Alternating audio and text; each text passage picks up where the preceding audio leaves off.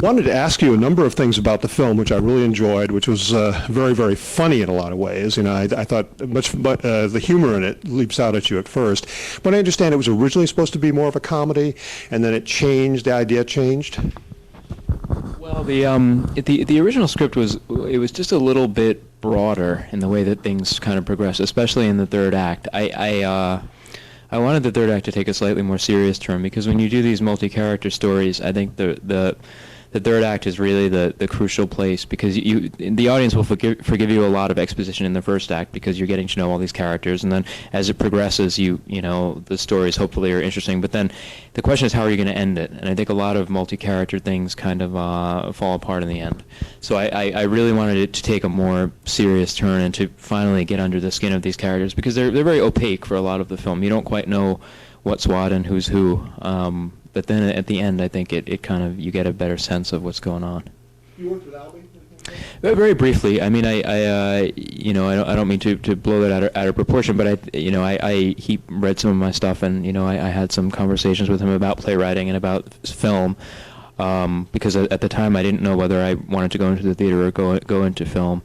But I do think that his presence is felt in the movie, just because of the overnight structure of it, and the sort of that feeling in the morning. I mean, a lot of the narrative plots are unresolved, but I wanted you to get this sense that the city's going on and life is going on despite everyone's problems coming out at night, and everyone's sort of working through sort of like in a delicate balance, the terror or whatever it is that seems to intrude at night.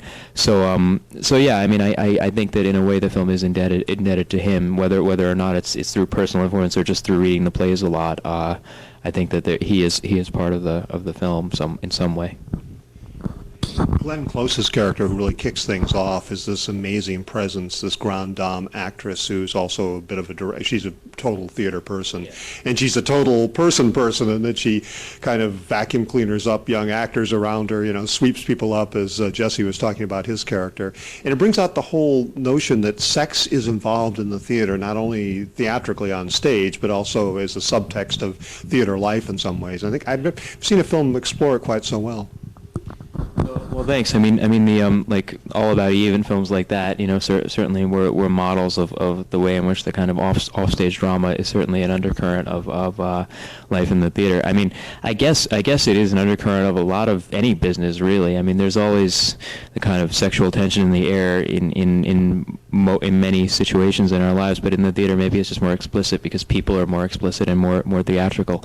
I really like those scenes in which the power dynamics are a little bit nerve-wracking between the Glenn Close character and the Jesse Bradford character, because in a way she's using her power and her influence and her status to kind of take advantage of him, but in another way, he holds the power because he could say yes or no to her, and she's certainly coming from a vulnerable emotional place.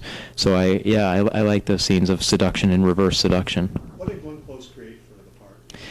Oh, Glenn, I mean, I can't imagine anyone else doing the part. It was really molded around her. I had met her doing a behind the scenes on a film a couple years back. And so I kind of knew her sense of humor and her sense of irony and her wit and her intelligence. And I really wanted Diana to be in the shape of Glenn, so that when she read the script, she would kind of, and not Glenn personally. I mean, Glenn is obviously very different from Diana, but there are certain aspects of her that I think are in this that I haven't really seen too much before. I mean, there's a kind of sotto voce irony about Glenn that you don't really get in some of her performances, but here I think she's able to show that. So she brought tons. I mean, she brought all of her experience from the theater. I remember we were doing a scene where she had to interrupt her rehearsal of Macbeth, and the reason she came up with was that she was having trouble with her dress, which came from Sunset Boulevard, because Glenn would always be wearing these long, gowns that she'd always be tripping on. So when we tried to find a reason for her to stop rehearsal, she said, well, what about, the obvious thing is the gown, So now there's a scene where she has to sort of interrupt her rehearsal because she's having trouble with her costume, which ended up being a really nice back and forth between her and Eric Bogosian. Yeah, talk about that relationship. That's one of my favorite relationships in the film. I mean, that's a relationship that I've seen a lot in my life, sort of people who've been friends for 20 or 30 years, who are not sexually involved in any way, but especially among artists, like an actress and a director, or a writer and a whatever. They have this long-standing friendship. They knew each other when they were in the Fringe Festival. They get each other's sense of humor. And he's really one of the only people who's there for Diana in her moment of crisis. This old friend just comes up and is a shoulder for her to lean on. And so I love their scenes. Those are some of my favorite scenes in the film. In fact, there was more of that. There was more almost improv between the two of them that I wish we could have gotten in, but it seemed like every time we stayed there, it felt as if the other stories fell down a little bit, and we had to keep all the plates spinning at the same time to keep the stories afloat. One of the best characters is the unseen photographer, this British photographer who's had relationships with so many people, and whose exhibit is the focus for the drama that storms around in Heights. The fact he's going to include certain people's photographs in his exhibit causes consternation. Talk a little bit about that character and why we never see him. I think it's actually good that we don't, but it's kind of interesting. Yeah, well, Benjamin Stone, the sort of unseen photographer, to me is everyone's sort of romantic past that somehow bubbles to the surface. He's someone who I think is a lot more interesting and scarier because you never see him. He's just this almost symbol of the past that seems to pursue everyone. I mean, he pursues Jonathan in the person of Peter, played by John Light, the journalist who's kind of pursuing a story. So Benjamin, in a very early draft, there was a scene where we did see him, but I didn't ever want the film to leave New York, and so that's how we came to the decision that he would be unseen and therefore I think more interesting, like Kaiser Sose or something, in The Usual Suspects. Just this guy who, as far as for the whole film, he's just this unseen menace. But I like the fact that I didn't want it to be sort of the gay monster, the guy who's so predatory on everyone. So I think hopefully he doesn't come across as that, or if he is a predator, there's this whole trope in the art world of the holy monster, who is the director or the whoever who kind of is a genius and uses his genius to kind of ensnare younger people. And so I think there's a little bit of that in Benjamin, but in a way the counterpoint to him is Peter, who is more straight-laced than any of us. He's very conservative. He doesn't like the idea that someone who was his lover might be with someone else. He's very much a Boy Scout in his view of the world, and I think that's important. That for every Benjamin there's a Peter. And the singer Rufus Wainwright has an interesting supporting role. Talk about how you get him and how you develop that role for him. I think he's wonderful. I didn't really recognize him in the film, which is perfect, but he's really good in it. Talk about how that all comes about. Well, there were a couple of composite of characters that were basically plot forwarders. There were I felt as if their place in the script was just to bring the plot forward. So I wanted to kind of combine them into one character and sort of give him more of an interesting history and make him a more interesting person. And I mean, I've known Rufus's music. I think he's a genius. And I was going through the New York Times one day, and there was an article about Rufus's new album and about his sort of emergence from, all kinds of problems that he was going through, and it said something like Rufus Wainwright emerges from gay hell, and I thought, this is a perfect Jeremy. He's kind of been there and seen it all, but he's come through it as the voice of reason, and so yeah, I thought we've got to get Rufus, and we were very lucky. He's on tour a lot, but he was in New York at the time that we were shooting, and he agreed to come and have coffee with me, and we sat in this cafe in Gramercy, and he was reading this book about Hadrian and his lovers, and I sat opposite him, and he said, so do I really get to do a scene with Glenn Close? And I said, yeah, and he just went kind of in his Rufus way. He kind of went, okay, I'll do it. So it wasn't a hard thing to get him on board once Glenn was on board. But I'm so glad that we got to him, and I think he's great in the movie. I think he's a real actor. There's so much going on in Rufus's mind all the time, whether he's performing on stage or whether you're just talking to him. And I think that comes across on the screen.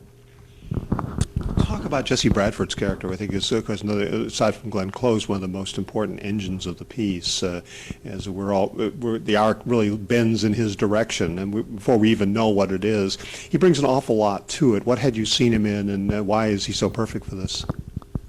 Well, I think the thing about the challenge with the character of Alec is that for the first sort of half of the film, at least, he's very opaque. You don't quite know what he has to do with the story. You don't know what his inner life is. You just know that he's this young guy who Glenn Close is hitting on.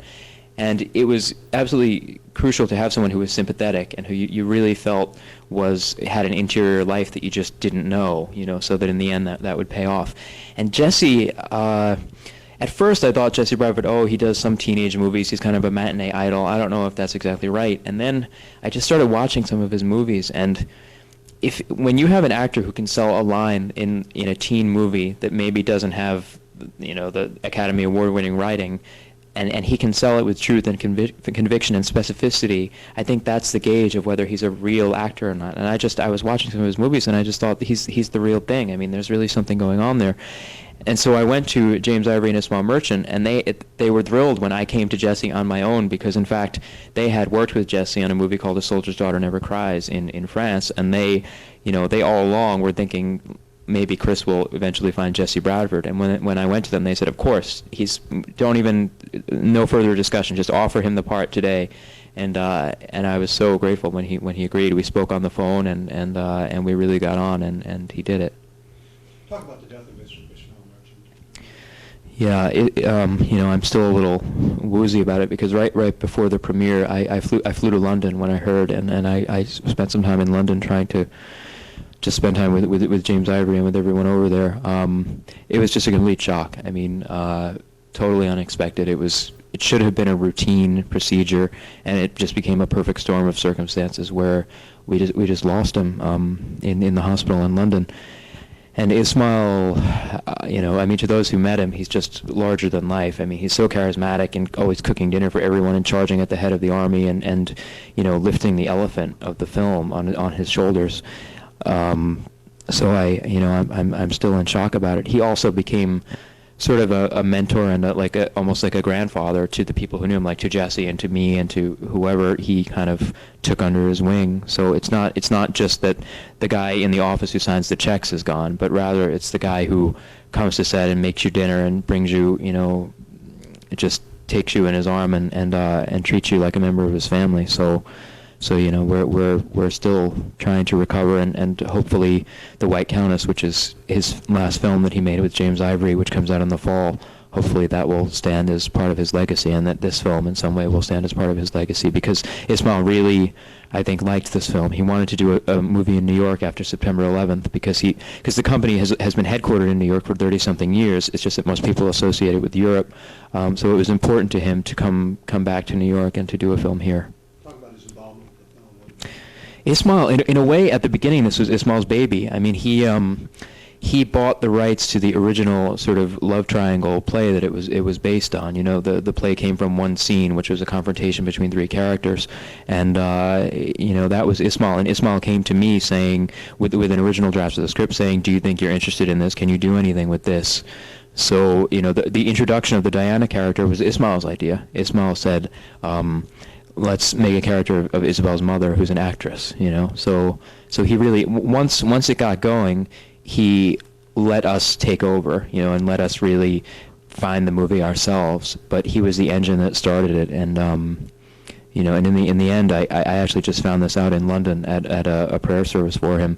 I think he was proud of it, because his niece told me, "You have no idea how proud Ismail was of this film." He told me on the phone. So that was a small bit of consolation, I guess. You talk about growing up in the outer boroughs, the working class boroughs of New York. Talk a little bit about your childhood and everything, and because I come from that same neck of the woods, actually, suburban Long Island, Long Beach, and everything. Talk a little bit about that. Well, where I'm from in Staten Island isn't the sort of haute bohemian world of heights. I mean, people don't talk about Shakespeare at parties and stuff like in the world of heights.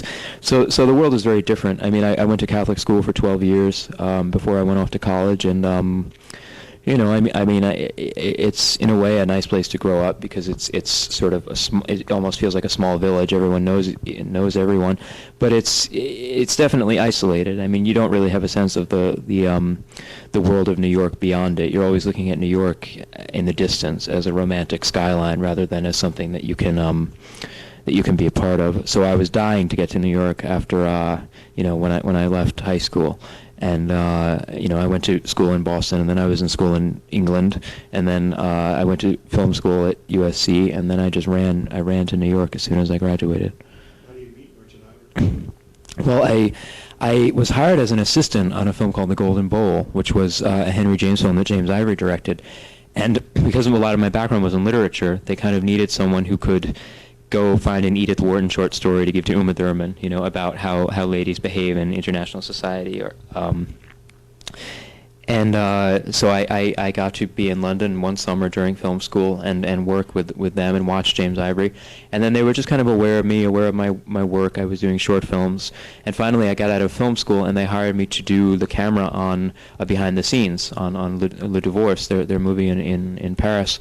And that's where I met Glenn Close. Being the only English speakers, the lowest guy on set was sometimes thrown together with the stars, and I really got on with Glenn. We had this conversation, I think, about Cubism or something, because Glenn was reading a book on Picasso, and so I was hoping that when Heights came up, she'd remember me after I had molded it around her a little bit, and then we sent it to her house in the country, and she said she was interested, and that's kind of where it took off. So I kind of won the lottery of being in the right place at the right time.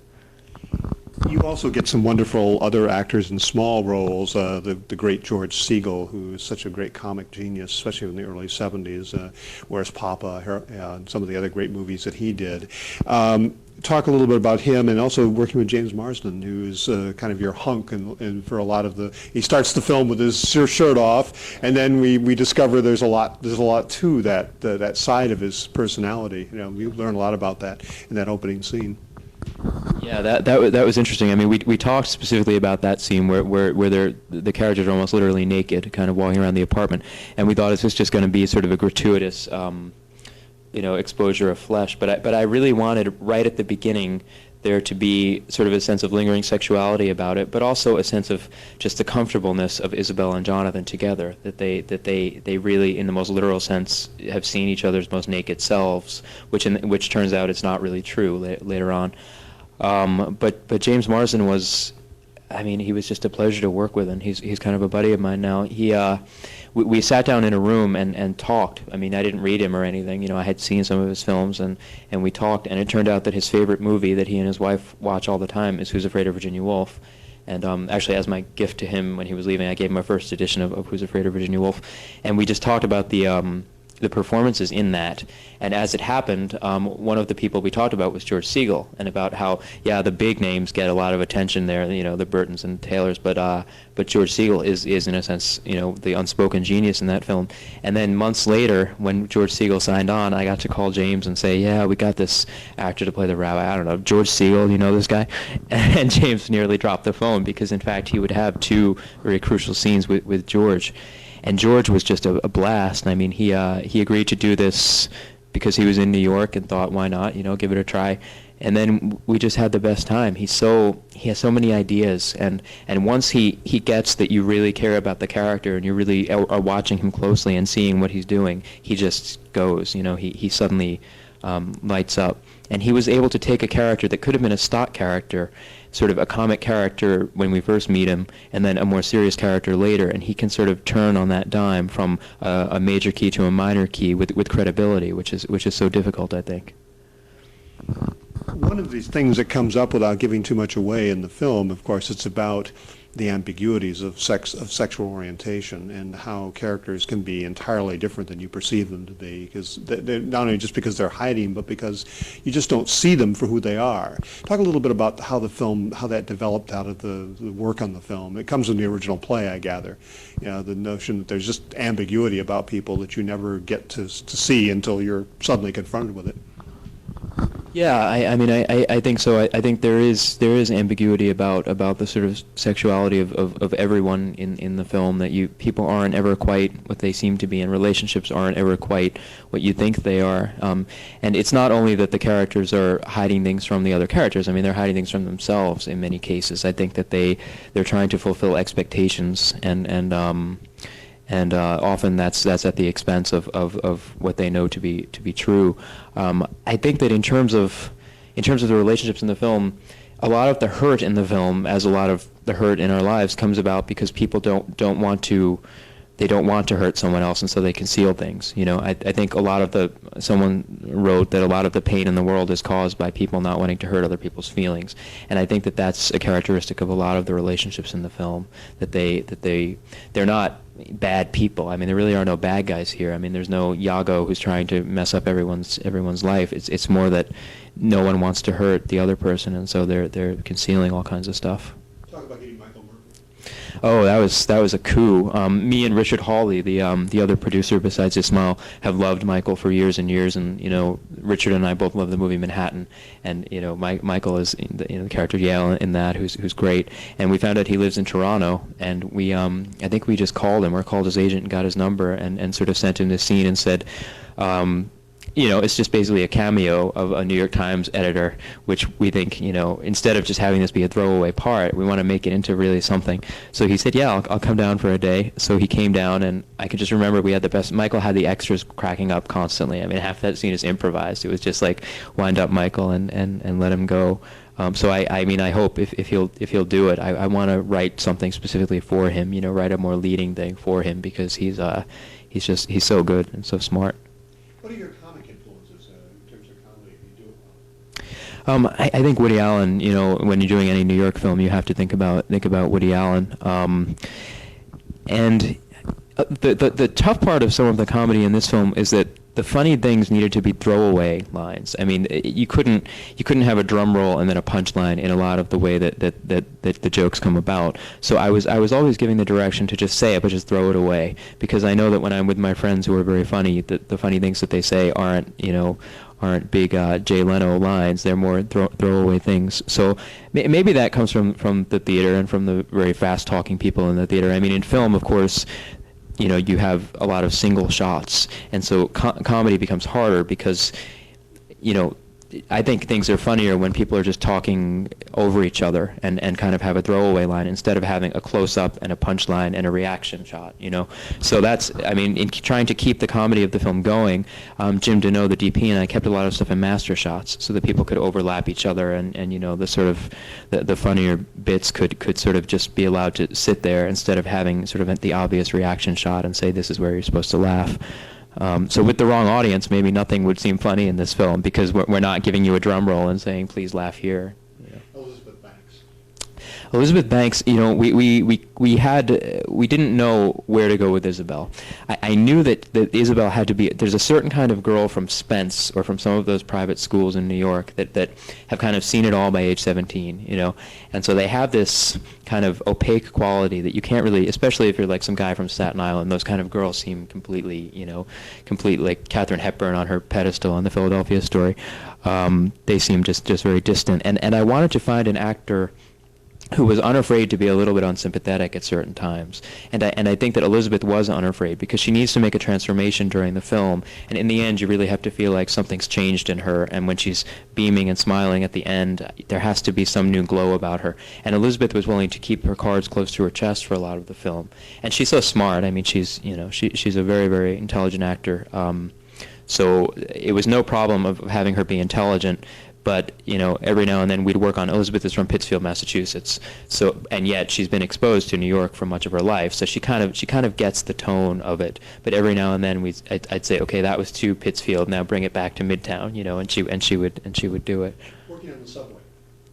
The subway, we had to be a little bit tricky because the only line that we could afford to use is the shuttle train that runs between Times Square and Grand Central, because they can close off a track and give us a track to use alone, and so we kind of changed the signs at different times. But I hate those movies where you can tell that it's someone rocking a set. I mean, in the subway is so loud and so sort of full of kinetic energy of things passing you all the time that I really wanted it to be a real subway car. So we went to the MTA and they set it up, and we got, I think crucially in that scene, Marina Dragici, our costume designer, managed to create convincing extras, I think. I mean, those people are non-actors mostly who we got, and so I think that the environment on the subway, you really feel like she could be photographing real people on the subway. That also was to some extent based on Walker Evans and his kind of subway shots of just regular people on the train. But I like that scene. I like how unsentimental Elizabeth is about the way that she photographs people on the train. I mean, the Isabel character is a photographer in the film, and she really seizes hungrily upon her subjects in a to some degree cold way, which I guess is true of most artists. You have to kind of have a cold distance between yourself and the subject sometimes, and I think she really encapsulates that. And she's asked to have a life.